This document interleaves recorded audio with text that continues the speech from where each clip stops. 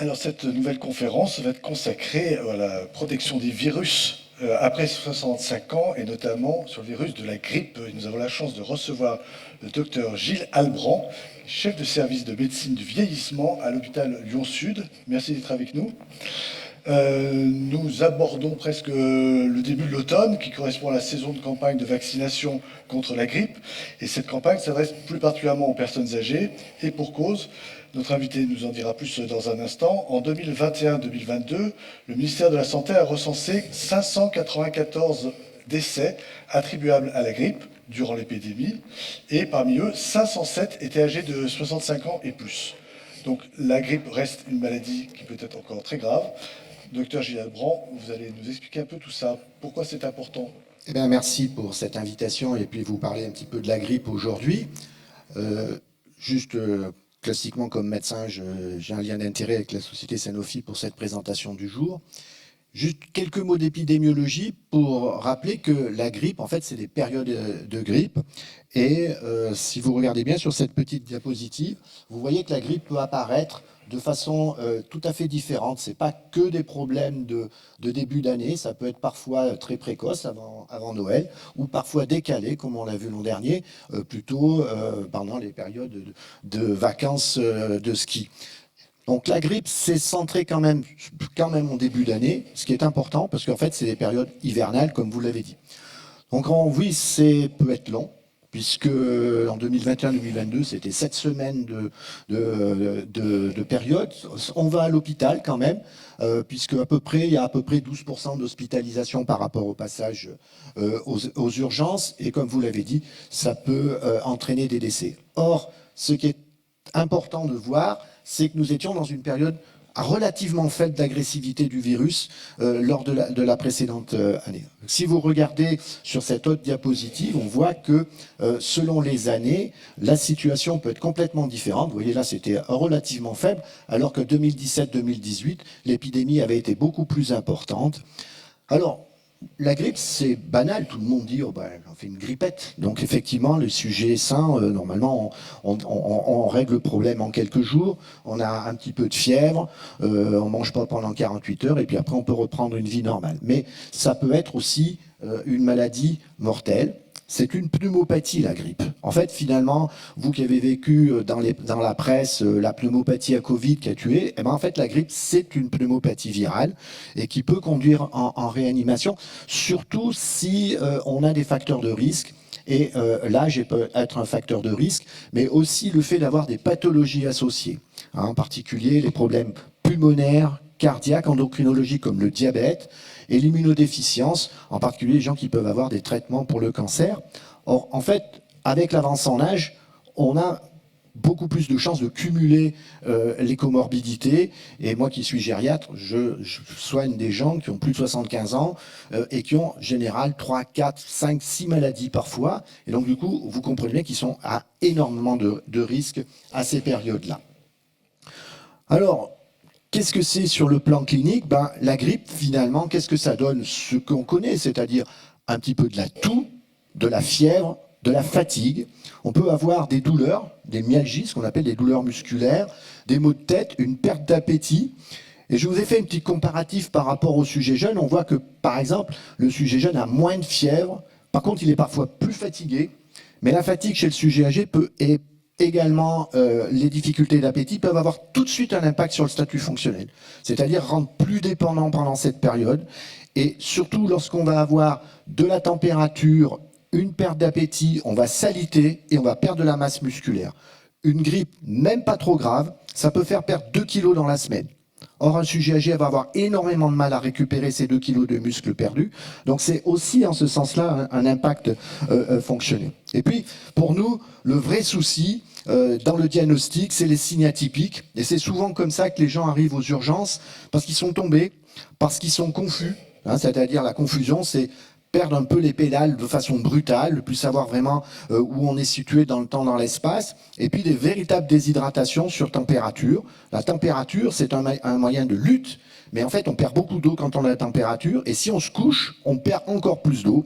Et comme la sensation de soif s'émousse avec l'âge, on peut avoir de la déshydratation. Et donc il faut faire le diagnostic de grippe à ce moment-là, parce que si on est juste dans la correction du symptôme, du syndrome qui arrive, on peut passer à côté. Et puis quand on est à l'hôpital, si on ne fait pas les évictions, ben on va mettre la grippe un peu partout. C'est aussi, à travers ces signes assez simples, des risques de décompensation. Je vous ai dit que les sujets âgés pouvaient avoir plusieurs maladies. Et effectivement, s'ils ont des pathologies respiratoires, cardiovasculaires ou autres, on peut avoir des véritables décompensations de type bronchite, exacerbation de ce qu'on appelle, nous, dans le jargon, la BPCO, c'est ces gens qui sont chroniquement atteints par des problèmes respiratoires avec des toux incessantes et des facilités de passer un peu comme des crises d'asthme, si vous voulez. Et puis surtout sur le plan cardiaque, on voit apparaître des événements majeurs comme l'infarctus du myocarde ou les accidents vasculaires cérébraux ou des poussées d'insuffisance cardiaque. Et puis on peut se surinfecter. La grippe, c'est une maladie virale, mais on peut, si on est à risque, avoir par-dessus une surinfection bactérienne, en particulier avec le streptocoque et l'hémophilus. Bon, un peu plus rarement avec le staphylocoque. Mais là, du coup, on va à une maladie infectieuse rajouter une autre maladie infectieuse. Et là, souvent, on a des problèmes beaucoup plus complexes à gérer. Et une chose est importante, c'est qu'on peut mourir de la grippe directement. À travers les chiffres, vous allez me dire, oh, bah, c'est pas très important, mais on a resté une petite grippette, hein, je veux dire, par rapport à ce qu'on avait connu. Mais ça peut entraîner des surmortalités dans d'autres pathologies, soit cardio-respiratoires, soit ischémiques. Et si vous regardez bien ce petit diaporama qui avait été fait sur une étude qui a été faite en Chine, vous voyez que chaque fois qu'on a une montée de grippe, derrière, hop, on a une surmortalité dans certaines pathologies. Et on le retrouve ici, vous voyez, par exemple, en 98, chez eux, il y a eu des surmortalités par cardiopathie ischémique, c'est-à-dire qu'ils ont eu une augmentation du taux d'incidence d'infarctus du myocarde. Or, l'infarctus du myocarde reste une pathologie excessivement grave, parce que la partie du cœur qui est morte, on ne la restitue pas. Donc il y aura une lésion cardiaque et qui va conduire progressivement à l'insuffisance cardiaque, à une limitation d'effort, à des risques de douleur.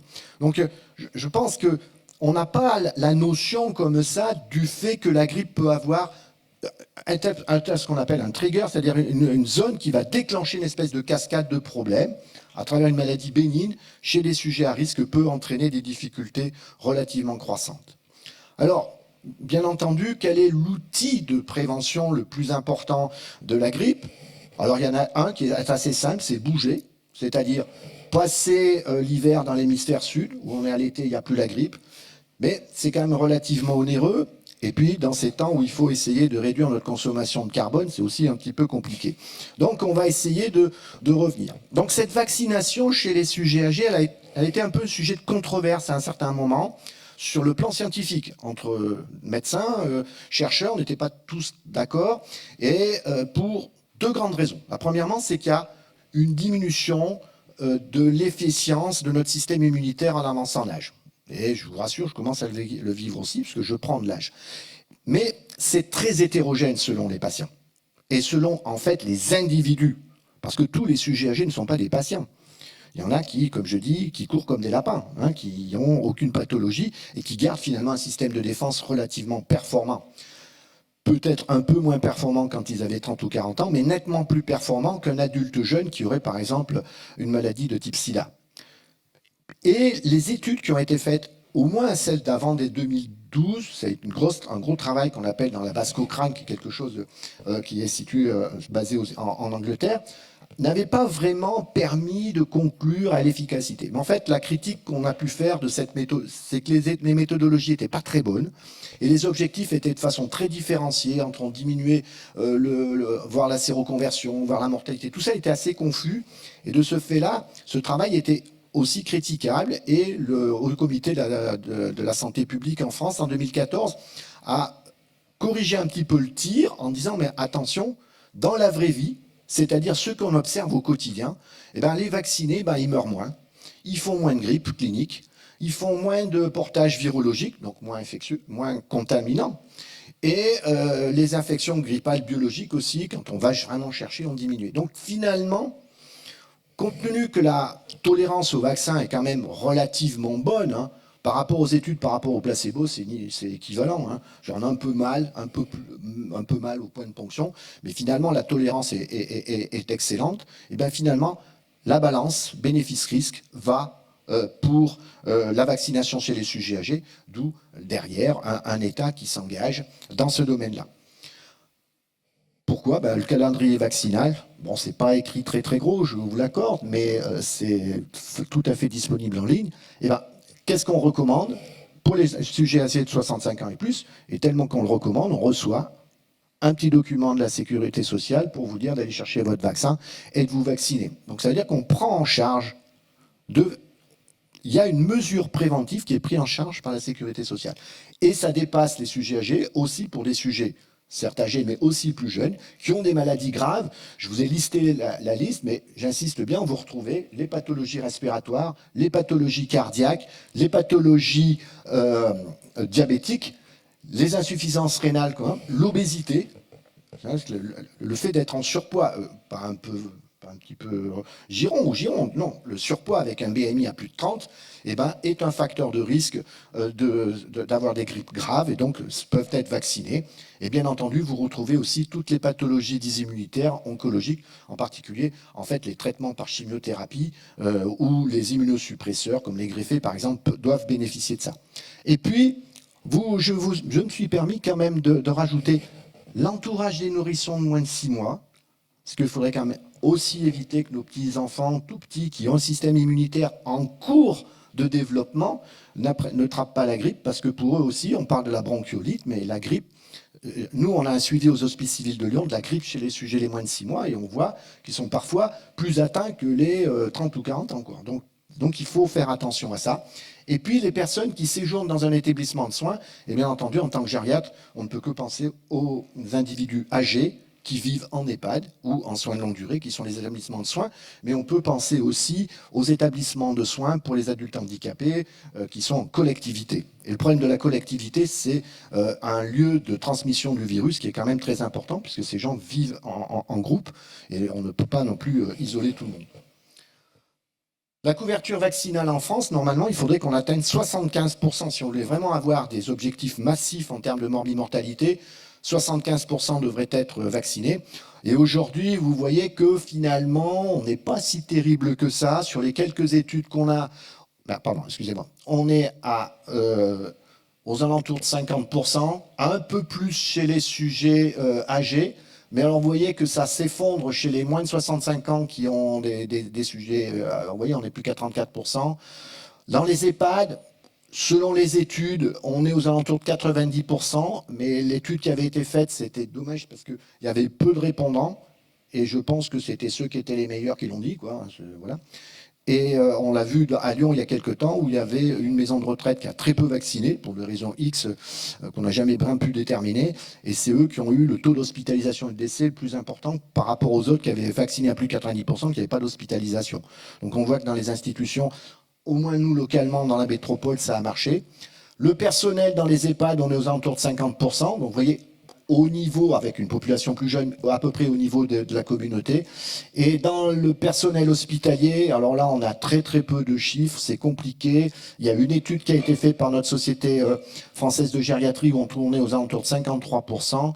Et les études qui ont été faites au CHU de Rouen, avec une politique réellement importante, vous voyez, ils ont gagné 5 points par une politique importante. Globalement, nous, ce qu'on sait au CHU, c'est que la population la mieux vaccinée, c'est les administratifs. Donc, c'est ceux qui ont le moins de connaissances médicales qui se vaccinent le mieux. Donc, des fois, je me demande si j'ai utilité dans ma formation. Qu'est-ce qui fait que l'on adhère? C'est d'être plus âgé, vous avez vu, d'avoir fait la grippe. Donc ça, c'est... Oula, je l'ai vécu, je veux plus. Hein. Donc on y va. Et puis croire en l'efficacité des vaccins, c'est-à-dire que avoir une conscience que la vaccination est quelque chose d'important, surtout dans un pays qui a inventé la vaccination quand même, hein, je le rappelle. Et puis il y a des freins à l'adhésion. Donc la peur des effets secondaires, qui peuvent être facilement réglés, puisque je vous ai dit c'était très bien toléré. Sa perception de son état de santé. Oh moi je suis en forme, je peux pour la faire la grippe. Moi, je suis indestructible. Et ça, c'est vraiment très important aussi dans tout système de soins. Hein. C'est pas typiques pour la vaccination, le manque d'information, et puis le problème de la croyance dans l'inefficacité des vaccins, ce qui dépasse la grippe, hein, je veux dire, qui va dans d'autres domaines, et vous voyez que ces derniers temps, on en a beaucoup parlé. Et on constate pour l'instant, je pose cette question, plus de freins que de moteurs, que si vous regardez bien sur les données évolutives dans le temps, vous voyez que il y a quelques années, on était plutôt aux alentours de 65%, puis que ça a baissé jusqu'à 50%. On a un peu remonté là en 2020-2021, peut-être un peu un effet Covid, mais on a rebaissé après dans les 65 ans et plus. Donc vous voyez que pour arriver à nos 75% en tant que spécialiste de la santé, on a un petit peu de mal et encore une grosse marche d'escalier à franchir. Vaccination des personnels en EHPAD, vous voyez que ça fait partie des recommandations du calendrier vaccinal 2022. Donc c'est une recommandation, ce n'est pas une obligation. Et juste j'attire votre attention qu'on recommande aussi la vaccination contre la coqueluche. On a eu des épidémies de coqueluche en EHPAD. Parce que nos sujets âgés, il y a bien longtemps que soit ils n'ont pas été vaccinés, ou il y a longtemps qu'ils n'ont pas rencontré la coqueluche. Et puis que la coqueluche, c'est une maladie infantile et que le personnel est assez jeune, donc ils amènent la coqueluche. Ils sont assez généreux, ils partagent. Et du coup, finalement, on a des patients âgés. Je vois ma mère qui ne vit pas en EHPAD, a fait la coqueluche à 83 ans. Ça l'a un peu fatiguée quand même, hein, je vous avoue. Donc c'est pour ça que je me suis vacciné contre la coqueluche il y a quelque temps. Juste cette plaque est un peu difficile à lire, je m'en excuse, mais on a des études qui montrent qu'en vaccinant le personnel dans les EHPAD, on diminue la mortalité des résidents. Donc ça veut dire que vacciner les résidents, c'est bien, mais vacciner les personnels qui sont au contact, ça fait aussi quelque chose d'important puisqu'on diminue la mortalité ou la morbidité. Il y a plusieurs études qui le démontrent. Alors, elles ne sont pas toutes super sur le plan méthodologique, mais globalement, ce que je vous disais, ce qui est arrivé dans la métropole lyonnaise il y a quelques années, où on a vu vraiment le niveau de soins s'effondrer dans une maison de retraite avec des taux d'hospitalisation aux urgences du CHU, très importants. Et en fait, l'étude, c'était que la population de patients n'avait pas été vaccinée et du fait, le personnel était encore moins vacciné. Mais aussi, la vaccination, c'est bien. C'est à utiliser, mais je pense qu'il faut aussi rester vigilant sur les gestes barrières. Les gestes barrières, ils ont été vendus pour le Covid, mais moi qui ai fait de l'hygiène hospitalière, ça fait 30 ans qu'on en parle de ça. 30 ans qu'on dit qu'il faut se laver les mains, qu'il ne faut pas se cracher dessus, qu'il faut éviter d'aller voir quelqu'un de fragile quand on est malade, de porter un masque, de faire attention à tout ça, si on est grippé, de rester un peu isolé. Et donc, ces fameux 7 gestes barrières qu'on a beaucoup vendus pour le Covid restent pleins et entiers pour la grippe. Et normalement, on devrait avoir une diminution du passage de la contamination si pendant la période grippale, si les individus qui, comme je dis, ont la goutte au nez, se mettent un masque, en particulier dans les transports en commun ou dans les autres salles. Je ne dis pas qu'il faut rester chez soi, mais il faut être prudent. Il ne faut pas être aussi partageux que ça. Et donc, finalement, qu'est-ce que c'est que la prévention de la grippe ? C'est une bulle. C'est une bulle autour des gens fragiles. Et je me suis permis de mettre des sujets que je connais bien, que je côtoie, mais ce n'est pas vraiment la photo. Mais ça, c'est ma petite fille qui a 10 jours, 12 jours, Sylvie, ça, 12 jours. Eh bien, il faut que tout le monde se vaccine autour. Donc là, je veux dire, je vais tanner ses parents pour qu'ils se vaccinent contre la grippe. C'est-à-dire, je ne vais pas les tanner, je vais les piquer. Et puis, en fait, nous, on est les grands-parents. Donc, on va mettre une bulle encore autour. Mais en fait, de mes patients, les grands-parents de ma petite Léa, en fait, c'est les enfants de mes patients. Et si on veut être cohérent, il faut qu'on vaccine au maximum les personnels de soins, puis il faut qu'on vaccine autour. Et tout ce système de bulles est fait pour empêcher le virus de rentrer. Parce que même si mes patients-là ont des taux de conversion de la séroconversion, ce qu'on dit, de faire des anticorps beaucoup moins développés que leurs propres enfants, plus on met des freins, moins le virus va pouvoir rentrer et moins on aura de cas de pathologie. Donc finalement, la grippe, c'est les parents, les grands-parents qui sont dans la salle. Il faut se vacciner pour protéger vos parents et protéger vos enfants. Et c'est pour ça que je conclurai que merci d'être venus et on est tous ensemble pour prévenir la grippe vis-à-vis des sujets âgés. Merci beaucoup, docteur Gilles Alban. Il va y avoir quelques questions dans la salle, j'imagine. Moi, j'en ai une. Est-ce qu'on sait déjà un petit peu quel est ce qui va nous tomber dessus là cet hiver? On a une tendance dure, une tendance. Alors, on n'a jamais de tendance précise. On sait à peu près les virus qu'on va avoir, puisque finalement, en fait, quand les laboratoires travaillent sur les vaccins, ils travaillent sur ce qui s'est passé dans l'hémisphère sud, donc on connaît un peu les mutations, et du coup, ils préparent les vaccins pour ça. Et c'est là qu'est le grand enjeu. On sait qu'à peu près tous les 10 ans, on va passer à travers. Et c'est pour ça qu'il y a eu des grandes épidémies de grippe, sont souvent parce qu'on passe à travers. Alors, on passe de moins en moins à travers parce que maintenant, on a des vaccins. Avant, il y avait une seule souche. Maintenant, il y en a deux. Puis il y en a trois. Puis maintenant, il y en a quatre. Donc, ça veut dire qu'on essaye de couvrir, grâce aux technologies des laboratoires, à couvrir des formes de virus beaucoup plus larges.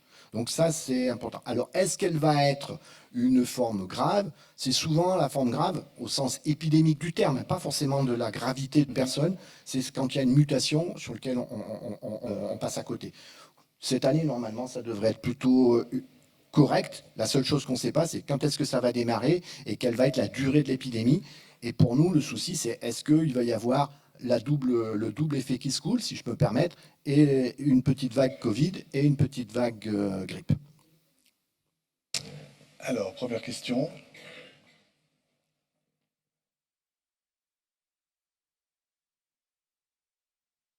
Bonjour, merci pour votre intervention. Je voulais vous demander simplement, vu il est possible que nous soyons encore revaccinés pour le Covid, hein, est-ce que concomitamment, on pourra faire les deux vaccins de la grippe classique plus Covid quasiment? Alors, aujourd'hui, il n'y a aucune contre-indication à faire plusieurs vaccinations en même temps. Ah bon? Donc, moi, j'ai fait partie du centre de vaccination de Strasbourg pendant des années, quand j'étais plus jeune. Je veux dire, les gens venaient se faire vacciner contre la fièvre jaune pour aller dans les pays africains. On les vaccinait en même temps contre tétanos, diphtérie, polio, voire même contre l'hépatite s'ils avaient au moins leur faire leur premier vaccin. Donc là, aujourd'hui, je pense que vous pourrez faire en même temps. Donc, globalement, ce qu'il faut faire attention, d'abord, la 4e dose, vous devriez déjà l'avoir. Donc, c'est très bien. Et ceux qui sont un peu en retard parce qu'ils ont Covid ou il fallait décaler le temps, dès qu'on a le feu vert, il faut faire la 4e vaccination pour le Covid. Et puis, vous pouvez décaler un peu. Et puis, vous allez regarder votre carnet de santé si vous êtes à jour pour le tétanos. Donc, globalement, d'ici la fin de l'année, il faut que tout soit à jour. Comme ça, vous êtes tranquille pour 10 ans, et au moins pour une des vaccinations. Donc, quasiment, on pourra faire les deux. Je pense que même dans le futur, il y aura des vaccins dans lesquels il y aura les deux approches vaccinales. Il y a beaucoup de travaux qui se font là-dessus, mais on peut tout faire en même temps. Je vous remercie.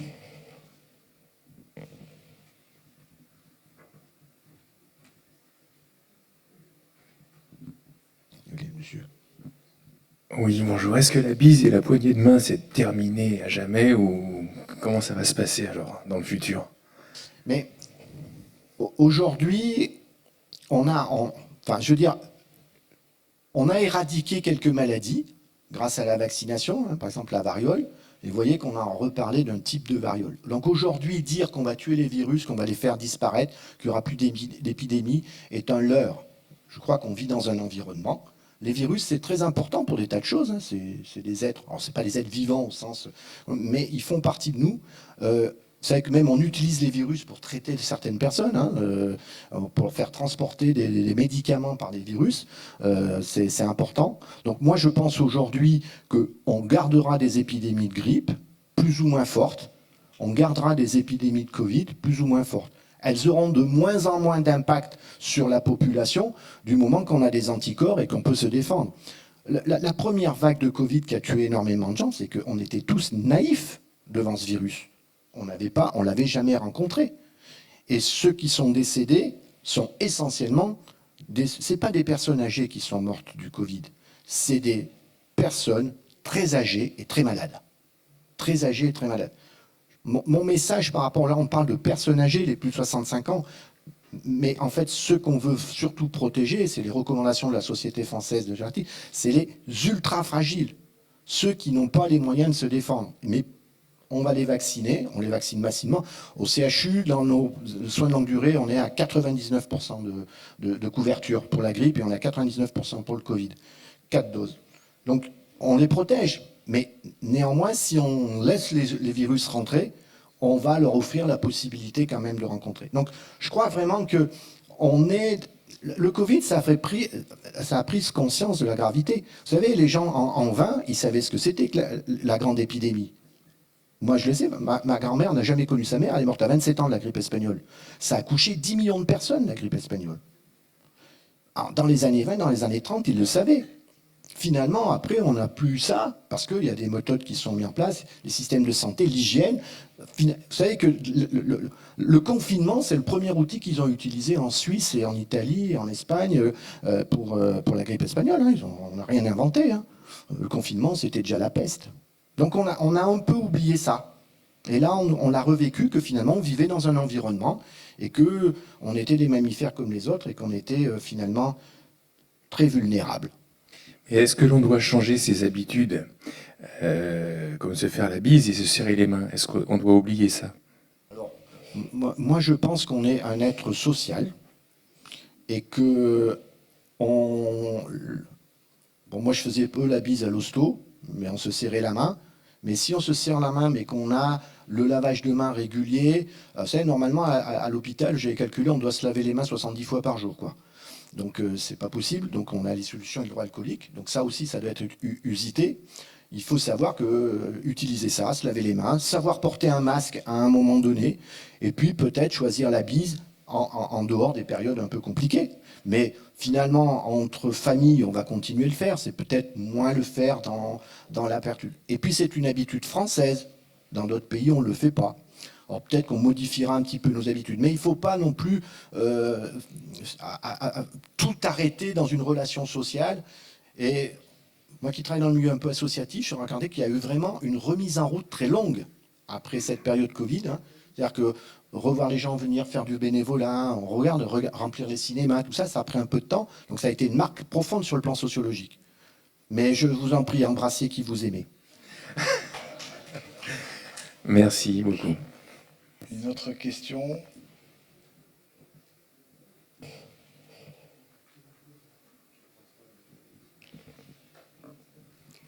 Docteur Albrand, merci beaucoup pour cette présentation très claire. Je voulais vous poser une question bien précise. Vous avez beaucoup parlé de la vaccination contre la grippe, mais qu'en est-il après 65 ans pour les autres vaccinations, s'il vous plaît? Alors, après 65 ans, donc la grippe, c'est annuel, je dirais c'est un épiphénomène qu'il faut prendre dans nos habitudes. Par contre, il y a des recommandations d'être à jour de sa vaccination diphtérie, tétanos, polio. Alors, c'est assez simple. Maintenant, on fait les choses quand on est enfant. 25, 45, 65, 75, 85, 95, 105. Pour l'instant, 115, on n'a pas beaucoup vacciné. Donc, c'est vraiment les années en 5. Donc là, il faut faire ça, on est tranquille 10 ans. Je recommande, alors ça c'est plus à titre personnel, mais ça reste quand même dans les bases, à 65 ans de faire le vaccin dans lequel il y a les 3 doses, plus la coqueluche, par rapport à ce que je vous disais tout à l'heure. Il y a d'autres recommandations qui sont plus fortes, c'est pour les sujets à risque, qui sont les insuffisants respiratoires, les diabétiques, les insuffisants cardiaques et les patients traités pour un cancer. Il faudrait vacciner contre le pneumocoque. Donc le pneumocoque est une bactérie qui donne des pneumopathies et qui se fait en deux doses. Alors on est gentil, on commence par le vaccin des gamins. Et puis 8 semaines, minimum 8 semaines après, à 12 semaines, on fait le vaccin des adultes. Et là, on est normalement tranquille pour 5 ans. Et ça, c'est très important. Moi, je sais qu'il y a une étude qui s'est faite à Toulouse par des amis. Chez les gens cancéreux, on diminue la mortalité par cancer chez ceux qui ont le cancer du poumon, ceux qui ont été vaccinés pour le pneumocoque. Et l'impact sur la mortalité est plus important que la chimiothérapie. Donc vous voyez l'importance des choses. Et puis il y a un autre vaccin qui émerge un petit peu. On a un peu plus de mal à définir la place. Donc c'est entre 60 et 65 ans à peu près. Un vaccin pour le zona, mais dont l'objectif est de diminuer les douleurs post-ostériennes. Tout à l'heure, on vous a parlé de douleurs chroniques. En fait, le zona, c'est une éruption. Hein, en soi, ça gratte, c'est des mangeains, puis c'est pas très joli, sauf si c'est sur le thorax, on ne le voit pas. Mais par contre, ça peut donner des douleurs de type neuropathique qui rentrent dans des douleurs chroniques. Et cette vaccination aurait un caractère préventif assez marqué sur les études. Mais globalement, aujourd'hui, il n'y a pas de recommandation très forte des choses. Et puis si vous voyagez, eh ben, il faut penser à faire la fièvre jaune si vous allez dans certains pays parce que c'est obligatoire. Voilà. Donc ça, c'est une très belle vaccination. Une fois, une dose, 10 jours après on est vacciné et on est couvert pendant 10 ans.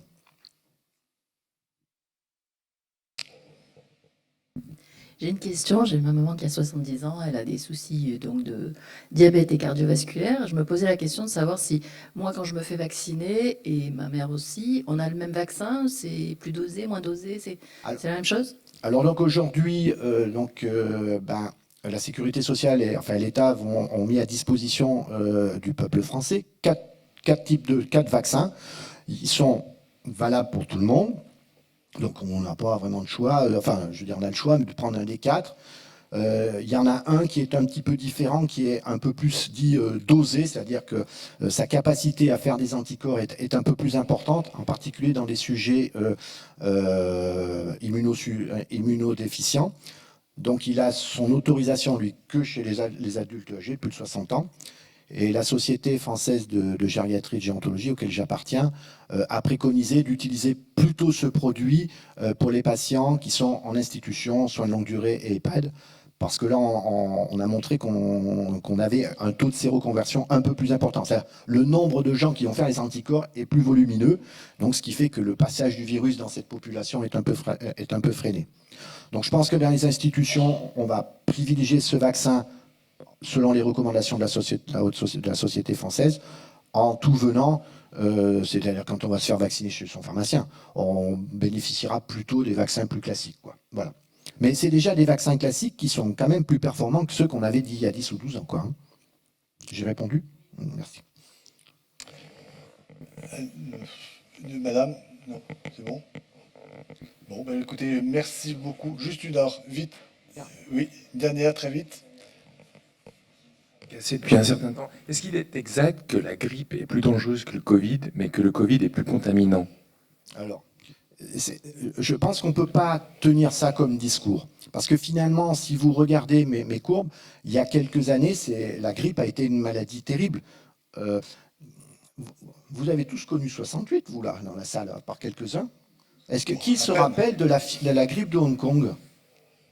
Qui se rappelle de la grippe de Hong Kong? Très bien. Et vous savez combien ça a couché de personnes? À peu près 17 à 18 000. Donc, en 68, on a parlé d'autre chose, hein, mais globalement, la grippe de Hong Kong tuait autant de gens que la voiture. Donc, il y a des périodes de grippe où on va avoir des fortes mortalités. En général, quand on a des taux de couverture vaccinale qui sont plus bas, et puis ce que je disais tout à l'heure sur un petit peu des virus qu'on avait moins rencontrés. Le Covid, ce qu'on voit, c'est qu'en ce moment, en fait, les vagues, elles arrivent comme ça. Mais si vous regardez bien, il faut aller sur les sites de l'État là-dessus, on voit la ville, vous savez, comme la balle de ping-pong, tac, tac, tac, tac, tac, tac. Mais en fait, sur le plan physique, en fait, la balle de ping-pong, elle s'arrête jamais de rebondir. Mais elle rebondit tellement faiblement que nous, on n'a pas la capacité de discriminer. Donc, aujourd'hui, il n'y en a pas de plus contagieux l'un que l'autre. On sait que les mutations sur Covid font qu'on est un peu plus contagieux sur un autre. Alors, je ne serais pas capable de vous dire pourquoi, parce que je ne suis pas assez féru en virologie. Mais globalement, aujourd'hui, dire qu'il y en a un qui sera plus dangereux que l'autre, pour la grippe, on a connu des périodes très difficiles. En 18, enfin 17-18, là en 68. Alors bon, vous voyez, c'est tous les 50 ans. On aura peut-être un jour une épidémie de grippe plus importante. Seulement, on est un peu plus armé, on aura peut-être des situations vaccinales. Puis peut-être qu'on sera capable, dans quelques années, d'avoir des traitements anticorps, parce que là, aujourd'hui, vous avez vu, on n'a pas de médicaments. Je ne vous ai pas parlé de médicaments. Pourquoi? Finalement, on aurait des médicaments, peut-être qu'on serait moins violent sur la prévention. Bon, ça coûte très cher, les traitements, par rapport à la prévention. Donc là, aujourd'hui, je crois qu'on ne peut pas tenir ce discours. On n'a pas assez de recul. Et le Covid nous montre qu'il a été très dangereux à un moment donné, qu'il est un peu moins maintenant. En termes de mortalité, hein, c'est-à-dire, nous, on voit qu'on a eu beaucoup moins d'hospitalisation la 7e vague que la première. Je veux dire, la première, l'hôpital, si ça avait augmenté un peu, on explosait, quoi. Merci beaucoup. Dès que vous avez reçu le papier de la Sécu, c'est-à-dire que vos ancêtres vont le recevoir, vous pouvez aller vous faire vacciner. Pourquoi? Parce que l'année où la grippe est arrivée au mois de décembre, eh ben, ceux qui s'étaient vaccinés début décembre, ils étaient un peu moins couverts, quoi. Donc c'est quand même pas un truc qui disparaît. Non, non, mais il n'y a pas d'hypertaux, c'est fin octobre, quoi, voilà. Merci beaucoup, Gilles Albrand, pour cette présentation et ces conseils de bon sens. Merci, je pense que effectivement,